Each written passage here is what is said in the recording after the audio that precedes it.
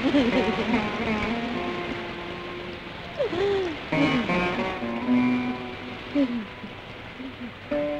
బంధము లేని వాడివి అయిన వాడిలా వచ్చి తల కొరివి పెట్టినప్పుడే నువ్వు నా ముందు దేవుడంతా ఎత్తు ఎదిగిపోయావు. కాటిలో కాలిపోయిన బిడ్డ కాశ్మీర్ తరగతుల్లో ఉన్నాడన్న భ్రమలో నాకు నేనే ఉత్తరాలు రాసుకుంటూ బ్రతుకుతుంటే ఆ భ్రాంతిలోకి నువ్వు వచ్చి అమ్మా అని పిలిచావు. నిజంగా నా కొడుకే తిరిగి వచ్చినంత ఆనందపడ్డాను. నువ్వు మోసగాడిలా అడుగు పెట్టినా మానవత్వం ఉన్నవాడిని తెలిసి ఆదరించాను. అందుకే నీ మీద మోపిన నేరాన్ని నా నెత్తిన వేసుకున్నాను. బాబు బాబు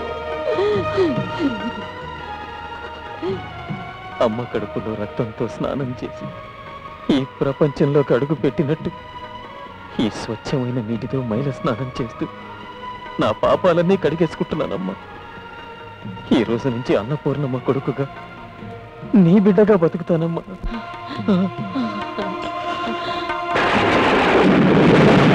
ఏదా ఇది కథలు ఊగడాలు, తలుపులు కొట్టుకోవడాలు, అద్దాలు పగలడాలు, ఇదేదో హారర్ సినిమా లాగా ఉన్నాయి. కలికాలం చివరికి వస్తున్నట్టుంది.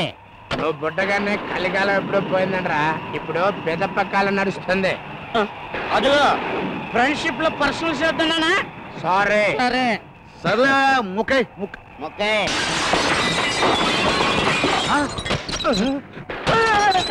ఏమిటో శబ్దాలు? ఏంటి ఇది? ఓ నాయనో!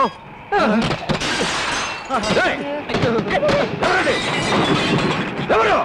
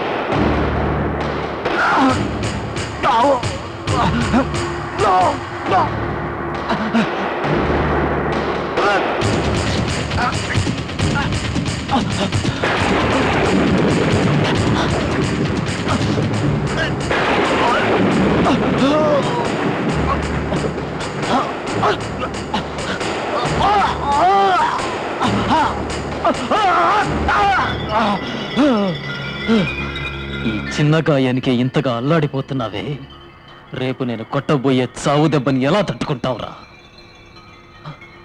గుండా బలంతో బతుకుతున్న వాడికి, గుండె బలం ఉన్నవాడికి భయపడ్డావంటే నీ పతనం మొదలైందన్నమాట. నువ్వు క్షణం క్షణం చావడానికి ఈ క్షణమే ముహూర్తం పెట్టానురా.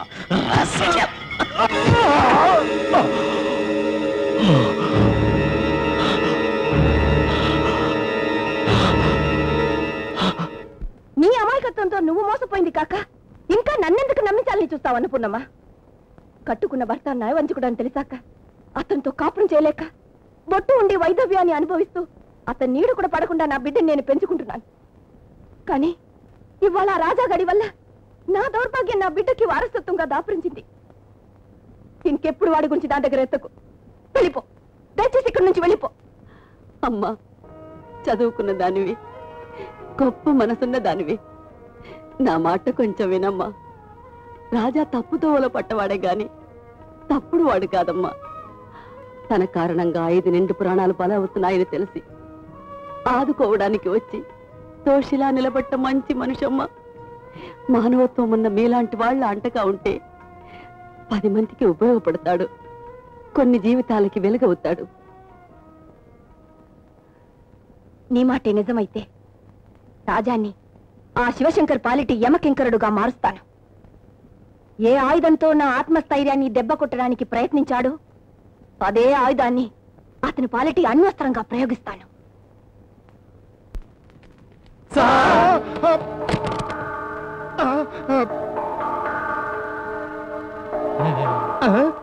మీరా? మీరు ఇక్కడికి ఎందుకు వచ్చారా? ఆ రాజాగడు మా గురించి ఎత్తుకుతున్నాడని తెలిసిందండి, అందుకనే భయపడి మీ దగ్గరికి వచ్చాం. ఈ 2 రోజులు మీ ఇంట్లో ఉంటే సేఫ్టీగా ఉంటుందని. వారి సన్నాసుల్లారా, భగవంతుడు మీకు రేపులు చేసే బలం ఇచ్చాడు కానీ రూపాయి బిళ్ళంత తెలివితేటలు ఇవ్వలేదురా. అసలు సిటీకి సెంటర్ లో ఉన్న నా ఇల్లు మీకు సేఫ్టీగా ఉంటుందా? ఊరికి చివరి ఎక్కడో మిమ్మల్ని దాచిపెట్టిన ఆ రెడ్డి గారి గోడౌన్ సేఫ్టీగా ఉంటుందా? రెడ్డి గారి గోడంలోనా? అయిపోయాడు చిన్న భాష. మోసం దగా.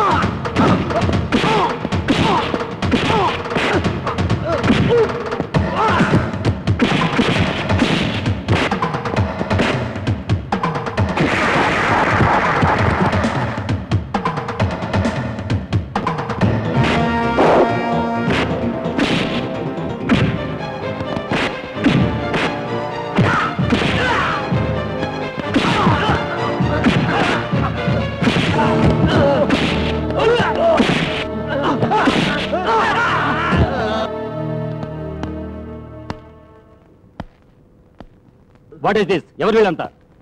నవంబర్ 16వ తేదీ రాత్రి వర్కర్స్ కాలనీలో అమ్మాయిలను అమానుషంగా మానభంగం చేసిన గుండాలు. నాకే అధికారం ఉంటే మిమ్మల్ని సెల్లో పెట్టి ఉరి తీస్తాను రా. ఉరి తీయాల్సింది ఈ కిరాయి కుక్కల్ని కాదు సార్, వీళ్ళని ఉసిగొల్పిన వీళ్ళ బాస్ని. ప్రాణాల కంటే విలువైన మానాన్ని మంటల్లో కలిపి వాళ్ళ బతుకుల్ని మసి చేసిన ఆ శివశంకర్ మీద కేసు బుక్ చేయండి సార్. రాజకీయ నాయకులంటే మీ పోలీసులకి ఈక ముక్కుతో సమానమైపోయిందయ్యా. మా పరిస్థితి ఎలా ఉంటే ఇక పబ్లిక్ సంగతి ఏమిటని. నమస్కారం సార్.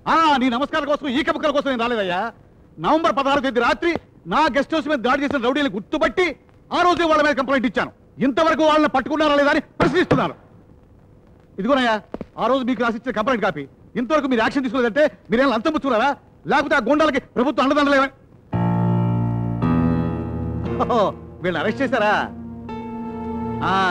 ఇప్పుడు అనిపించుకున్నారయ్యా మీరు కరెక్ట్ పోలీసు వాళ్ళని. అది కాదు సార్, మీరు చెప్పిన టైంకి వీళ్ళు వేరే నేరం చేశారని చెప్పి ఇతను. ఒక్క మాటలో చెప్పాలంటే ఇతను చెప్పిందంతా ఏక ముక్క. పిచ్చి పిచ్చిగా మాట్లాడమంటే? పిచ్చి పిచ్చిగా నేను మాట్లాడుతున్నానో నువ్వు మాట్లాడుతున్నావో ఇప్పుడు తెలుస్తా. బాబు, మన ఆంధ్రదేశం మీద ఒట్టేసి ఒక్క నిజం చెప్పండి. నవంబర్ 16వ తేదీ రాత్రి 10 గంటలకు మీరు నా గెస్ట్ హౌస్ మీద దాడి చేశారా లేదా? చేశాం సార్. ఎస్ఐ గారు, వాళ్ళు నిజం ఒప్పుకున్నారు కాబట్టి కొంచెం శిక్ష తక్కువ పడేలా చూడండి. వచ్చిన పని అయిపోయింది, వస్తానా?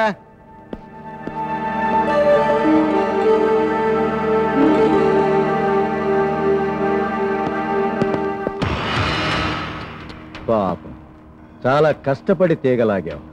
డొంక అలాగే ఉంది, తీగ మాత్రం ఫట్.